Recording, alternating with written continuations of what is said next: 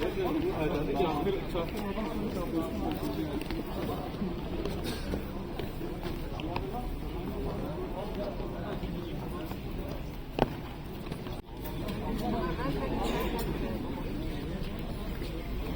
daha böyle gel.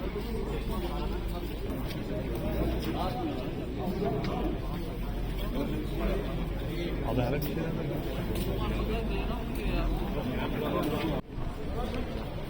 Orta atlarsan sonra.